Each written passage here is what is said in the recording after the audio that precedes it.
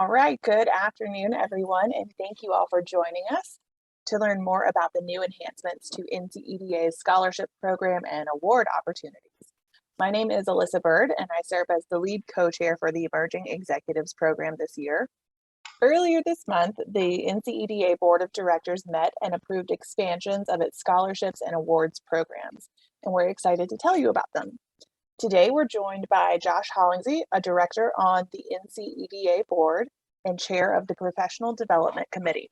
Josh is going to tell us about the expansion of the NCEDA award opportunities. We're also joined by Randall Johnson, NCEDA immediate past president and the chair of the NCEDA Foundation. He's going to tell us about the significant changes and improvements to the scholarships offered by NCEDA. We'll have an opportunity for questions after Josh and Randall share, but please feel free. This is informal. Use the chat or virtually raise your hand if you have a burning question. We'll be monitoring those. So with that, I am going to turn it over to Randall and see if he can tell us more about the NCEDA Foundation and give us an overview of the scholarship opportunities and the process for applying. Sure, I'd love to. Thank you, Alyssa. Thanks for that intro, and thanks for leading the discussion today. I'm excited to tell you about some of the changes for the scholarships today, but before I get there, let me make sure we all know about the foundation. You may remember in 2020, we developed this foundation, established a foundation to do some things that NCEDA couldn't really do that well under a 501c6 structure. We also wanted to tap into some sources of funding that were not available to a 501c6. So we established the foundation to do a number of things. One is around scholarships, which we'll talk about later. One is about around an elected officials and community and business leader awareness program. One is developing a fellows program to get younger, more diverse people into the field. And then one is around research. So around the research component, we've already pulled in a very large research project that you may have heard about if you've been at any of our events recently, to look at revenue sources for the next 30 years or so up to 2050 for North Carolina. Thinking creatively about some new revenue sources that we might be able to look at as a state. So that project has commenced with Dan Gerlach. He's leading that. He's putting together an advisory committee right now. And we should wrap up on that in the October timeframe and have some results to share with NCEDA and with the general public as well. So let me mention too, the way that we're funding a lot of this activity, including the scholarship enhancements that you'll hear about shortly, is with a fundraising campaign that we kicked off end of last year. Rick Kiernan from Convergent is leading that. And already we've raised about $167,000, I believe is the number. We recently got a commitment from Dogwood Health Trust for $30,000 over 3 years. They joined Truist and Dominion Energy and Electricities for our top investors. But we have a lot of smaller investors, up to 10,000 for this year, on down to 500 and 1,000. So we've been very successful so far, and we still have a lot of ask out to get up to hopefully close to $250,000, $300,000 over the next year. So all of that's going well. And I wanted to share the scholarship enhancements with you today. As Liz said, we're also open to suggestions. So if you hear something that sounds like you can improve on it, we'd love to hear that as well. But let me just jump in here. If we can change slides, I wanted to make sure we all know who the foundation board is as well. You'll hopefully know all of these people. They are heavily tied in with NCEDA. We will add at-large members over the next year who will add to the folks that we have here, but really it's a tie-in with the NCEDA board. We want to make sure that the executive committee of NCEDA has a strong impact and focus on the foundation board as well. So they're on this board. Josh Hollingsy is the chair of the Professional Development Committee because professional development is so tied into the foundation and all of the foundation's work. And then the research committee member, that normally would be the chair, but we were able to get Steve Yost in. So we're fortunate to have this group, as well as one of our past presidents, Dr. Pat Mitchell, as vice chair. So it's a strong group, and we've been making a lot of progress. And now I'm happy to share our enhancements for the scholarships. One thing that will not change with the scholarships is we will continue to have scholarship awards and so the selection process run by the Professional Development Committee of NCEDA. So Josh's group will have a subcommittee that's focused on awards and scholarships, and they will look at all the applications and select who will receive these awards and scholarships each year. We wanted to make sure that NCEDA continue to have a strong voice with those decisions. So that will stay with NCEDA. The major shift we made with the scholarships, and I hope you'll appreciate this and notice this, is that we have added compensation or reimbursement for travel expenses, lodging, mileage, food while you're going to get these much needed professional development certifications and courses. We want to make sure that there's no financial barrier. So a lot of the focus here is on serving rural communities and diverse populations who might not have the budget in their EDO budget to go to professional development offerings. We want to make sure there's no financial barrier to anyone in our NCEDA family to getting the professional development that they deserve and want and need. So that is the major change. And I will jump into the first one. Most of you have heard Dan Stewart Basic Economic Development course scholarship. Traditionally, we have paid tuition for this, but the reward recipient had to pay for all their travel, all their lodging, etc. We're going to start to cover that. And we're also adding another scholarship this year. We're doing 2 this year. We normally do 1. We're going to add another, so 2 total for an estimated value of about $1,600 per scholarship. And I'll tell you, while we're putting those estimates in there, that's part of why we're trying to raise so much money, is to cover the additional expense of adding these scholarships and adding the travel. These enhancements will cost about $25,000 a year, and we want to make sure we have the coverage to be able to do that. So we want to make sure everybody knows what it costs, so they'll be ready to contribute. So next slide, please. Jack Irvin IEDC. This is another one that you'll recognize. We will keep we raised the tuition reimbursement. It had gone up significantly since we started holding this scholarship. So we'll also cover the reimbursement for travel and lodging again.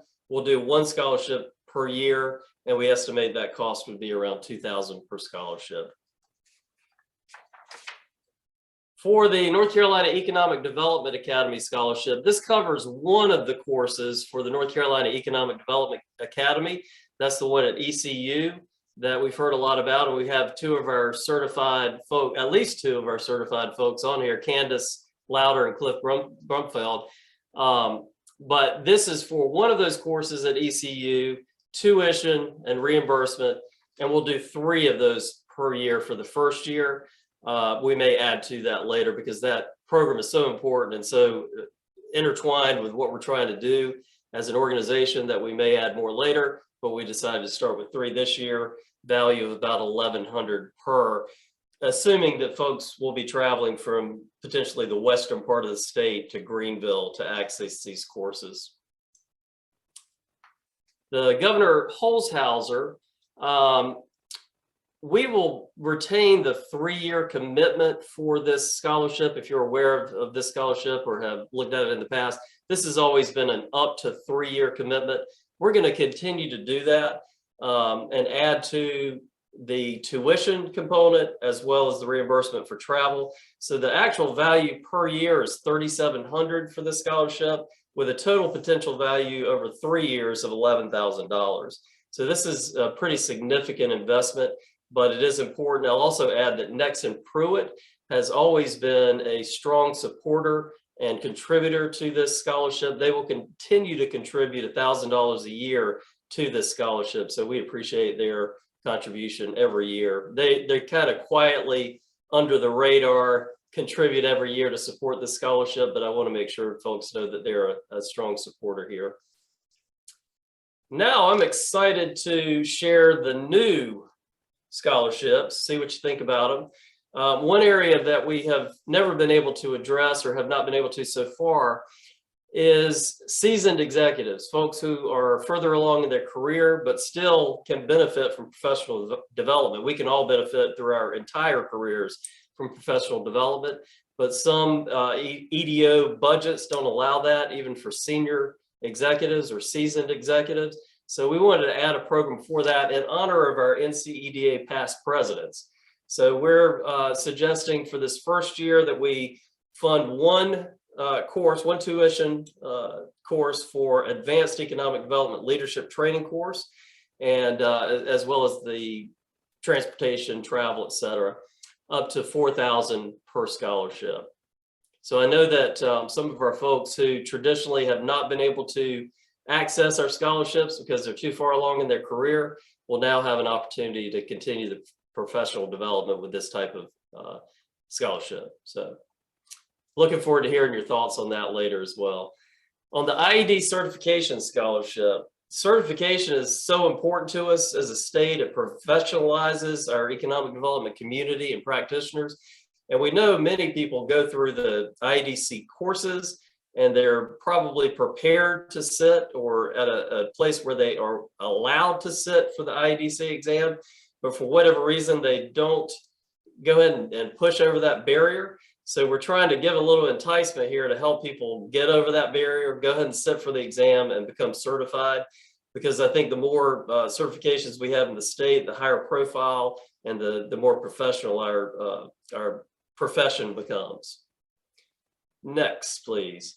And then the NCEDA event scholarship. We also have many people who have been members for many years and for whatever reason don't have the budget to be able to even attend one of our conferences. So we're going to start offering 2 spots per conference for folks to apply to come for free of charge to those conferences. In certain instances, with certain financial restrictions and constraints, we may also be able to cover the travel for those folks as well, but that will be on a case-by-case basis. We'll do 6 of those a year, estimated about $1,000 per scholarship. So that is what we've got. I am excited. I see from your faces that you're kind of excited. I'm interested to hear your thoughts a little bit later, but first let me turn it back to Alyssa, and I think she's going to hand it over to Josh for his exciting announcements about the awards. Yes, thank you, Randall. That's very impressive activity by the foundation this early on. Great to remove barriers and to go from 4 existing scholarships, expand those and add 3 new opportunities. That's a great testament to the hard work of the foundation and its members. So appreciate that update. Again, we'll have additional time at the end for questions, but feel free to type into the chat box and I will be looking at that. So I'm going to turn it over to Josh now. You've worked with the Professional Development Committee for many years. And in that time, it's hard to believe, but it's true, NCEDA's membership has nearly doubled. So can you give us a background on the awards program and tell us about the new opportunities created to keep up with that growth? Yeah, thanks, Alyssa. I appreciate the time today, and piggybacking on what Randall's doing on the foundation piece. And you're right, we're at a really critical time for our organization. It's a really exciting time. We've got a lot of membership growth. Our state has just been essentially crushing it over the last couple of years. It's been a lot of fun to be on the awards committee. We've gotten some great nominations. It's always a fun review process. It's also a hard one because we've got some really great members that are doing some outstanding work in the state. So it's I won't say it's always an easy conversation because we've got some outstanding candidates within our membership. Recognizing that over the last few years, we've tried to look at how we do awards with NCEDA, maybe looking at some of our peers within the region to see how we might be able to benefit from how others do things, but also to improve our internal awards that we provide. We only provide 2. So you mentioned that our membership's almost doubled, but we've really only added 1 award over in recent years.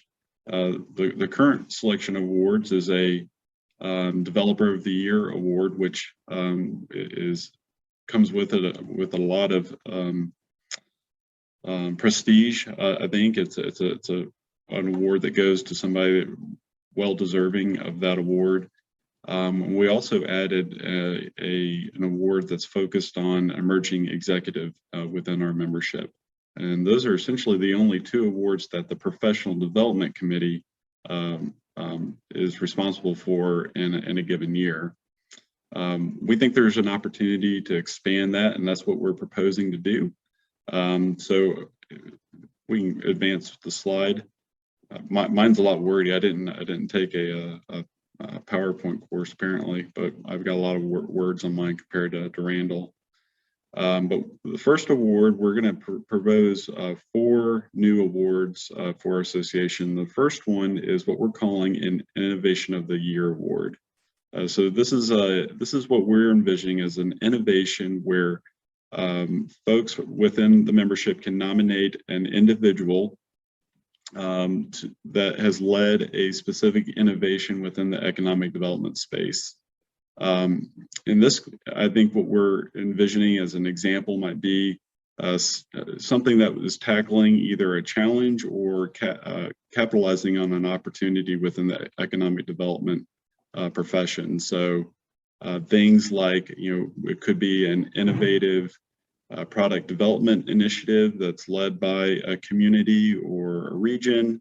It could be an apprenticeship. We've heard a lot about workforce development and critical talent supply chain issues. So it could be an economic developer that stood up an apprenticeship program for their community that benefits not only the folks that are looking for jobs, but their employers within the community. It could be some innovative business retention and expansion program that maybe is a nuance, takes on a nuance of maybe a traditional program. We want to hear those stories, and as the Professional Development Committee, we feel like it's an opportunity to not only recognize some innovative work that is going on in the state, but also I think one of the fun things I always hear in our profession is R&D, and an R&D in the economic development is rip off and duplicate, right? And so we'd like to be able to share some of these great practices, best practices within the state, so our fellow economic developers can see what's going on within the state, but also see what might be working, and we want to push our membership to continue to be on the leading edge of innovation within our space.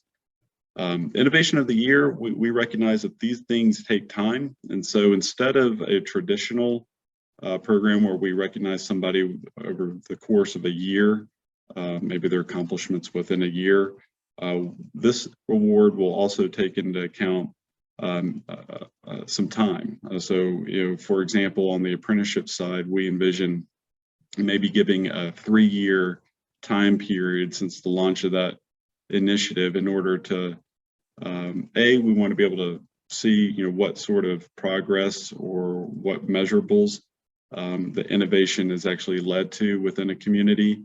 But we also understand that it takes a little bit of time to stand some of these innovative things up. So we're excited about this one. I think it'll be a great opportunity to recognize some of our leaders in different practice areas of the state. The next award that we're proposing is a Deal of the Year, and this will actually be 3 awards within our organization. So it's Deals of the Year.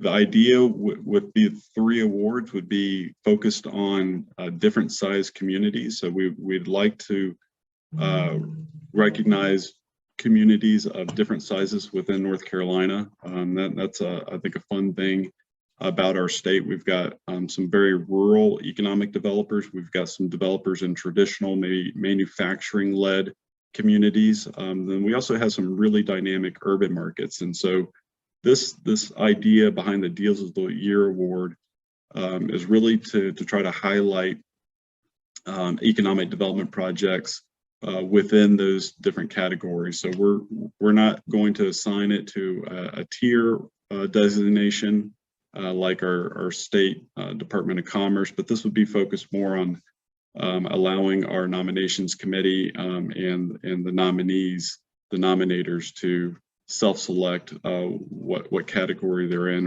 and the selection committee will play a little role in that, figuring out exactly how this is going to work.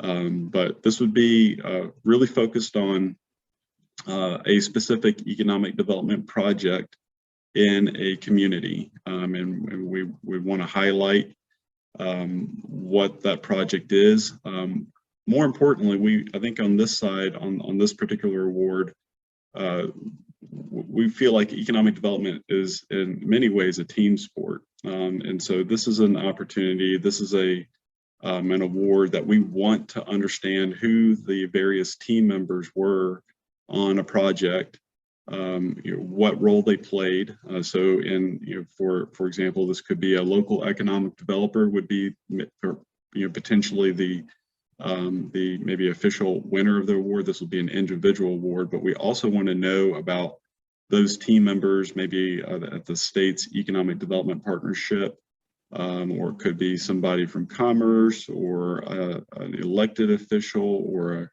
a partner, a private sector ally that was critical to overcoming a particular challenge within the deal. So we want to understand what were some of the creative components of the project that an economic developer had to overcome. So this will be an interesting one. We're really excited because I think it gives us an opportunity to recognize a wider selection of communities within our state. Next slide. So I wanted to take just a few minutes to give folks kind of an inside look of the selection process. There's nothing particularly glamorous about it, but the Professional Development Committee has a subcommittee that pulls together each year, where we review the various nominations for the awards, and we're looking at really a wide variety of things as it relates to the awards. But I would encourage everybody within our membership to really try to take advantage of these awards. Fill out the nominations form. It really isn't that long. In many cases, it's just a few questions. But it does take a little time to be thoughtful about answering those questions and pulling together potential support documents. Again, we're not asking for nominees to go through, or not nominators to go through a huge arduous process, but pulling together some news clippings, being diligent in helping us understand what the project is and what the community looks like that won the project. Those are all details that really help us as the nominations or the selection committee understand what the gravity of the project is, and really help us figure out who's most deserving of the award. And again, we get really great applications, but we want more. And particularly now that we're expanding our award criteria, we want to hear from our membership. We want to recognize those folks. So in that nomination, tell the story, and then ask for help. If you think one of your peers is deserving of the award, reach out to their colleagues within the community, and get some details from them. Ask them for a support letter. It usually doesn't take that long to turn around and pull that together, and search your local newspapers to find some things that might help the selection committee understand what the gravity of the project was. So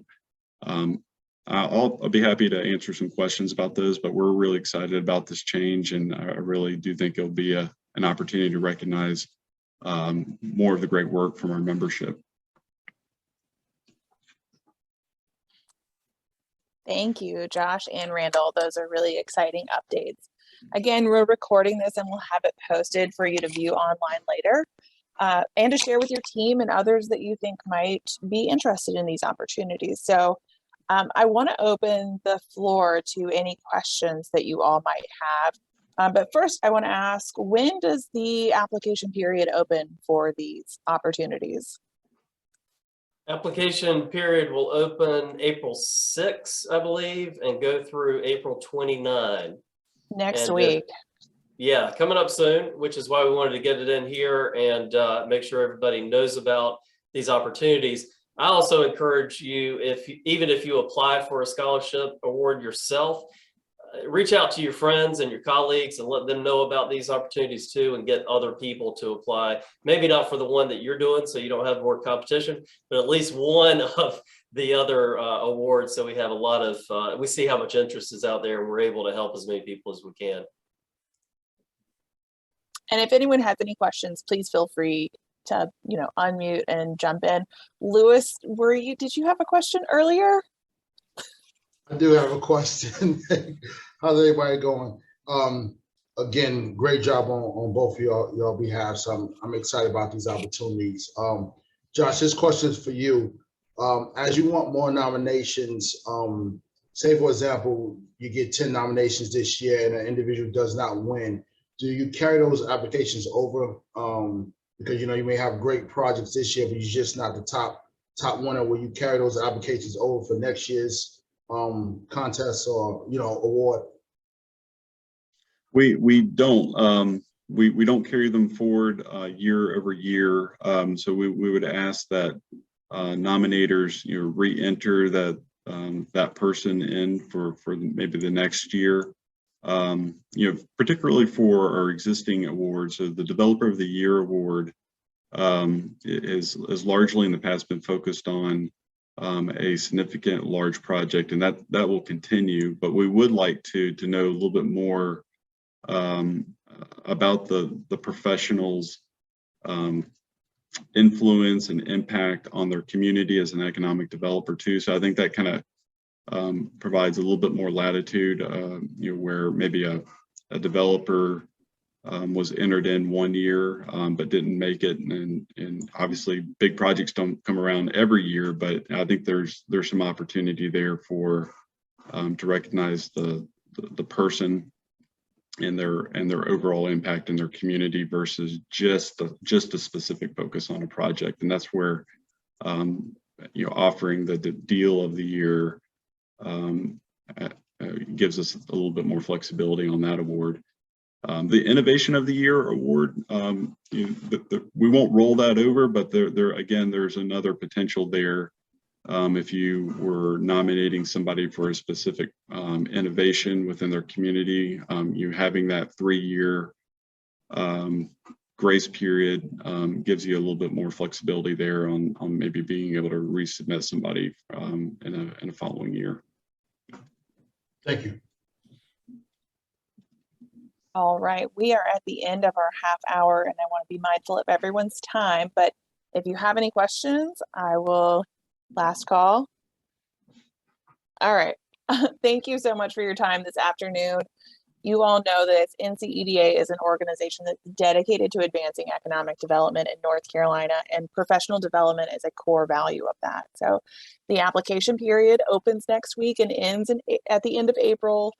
More information will come in your email soon from Liz. So if you know someone who's a good fit or you are a good fit, we encourage you to apply. Thanks again for joining us. And thanks to the board and committees that have worked diligently towards this. Hope you have a great afternoon. Thank you. Thank you. Thanks, Alyssa. Bye. Thanks, everybody.